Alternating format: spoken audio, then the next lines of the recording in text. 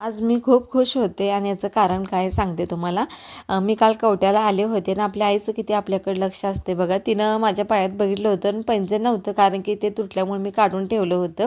आणि आता कोणतीही वस्तू न मागता घेऊन देणारी व्यक्ती म्हणजे ती आपली आई असते. आणि चल म्हटलं तू आलीस तर तुला पैंजण घेऊन देते, आणि मला पण तेवढंच पाहिजे होतं. आणि आता सण पण आलाय म्हटली तोंडावरती, आणि सणासुदीचं पैंजण पायात नसणं म्हणजे बरोबर वाटत नाही म्हटली. मग मी छान अशा डिझाईन बघितल्या आणि हे घुंगराचं पैंजण मला एवढं आवडलं होतं ना, कारण की खूप दिवसापासून माझी इच्छा होती की मला घालायचं होतं ते, आणि फायनली मी ते आज घेतलं बरं का. त्याच्यानंतर आईने शिवसाठी छोटासा कडा पण घेतला, आणि मला चांदीची अंगठी पण घ्यायची होती, आणि त्याच्यात मी डिझाईन बघितल्या छान छान होत्या.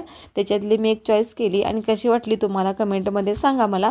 त्याच्यानंतर करणनं पण बाली घेतली बघा, आणि खूप छान दिसत होती त्याला. त्याच्यानंतर घरी आले आणि आईनं मस्त असे वडापाव आम्ही येताना कवट्यातून घेतले होते.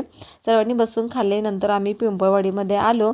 तिथलं पण आम्ही आवरून निघणार होतो, सगळ्यांच्या पाया वगैरे पडून घेतलं.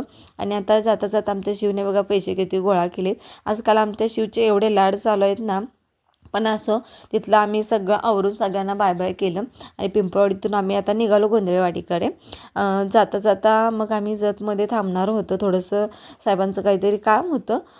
आम्ही जतमध्ये पोचलो, पण आमचं जे काम करायचं होतं साहेबांचं ते काही झालं नाही. आणि बापरे, आज जतच्या पेठेमध्ये एवढी गर्दी होती ना, बहुतेक बाजार होता की काय. तुम्हाला माहिती आहे का जतचा बाजार कोणत्या दिवशी असतो? कमेंटमध्ये सांगा जतकर. तिथून मग आम्ही जतमध्ये थोडासा शिव आणि शिवच्या बाबांनी थोडासा नाश्ता केला. म्हणजे मी काय खाऊन घेतलं नाही, वडापाव मी घरातूनच खाऊन आले होते. मी फक्त पुन्हा पायनॅपल ज्यूस घेतल्यानंतर आम्ही घरी आलो.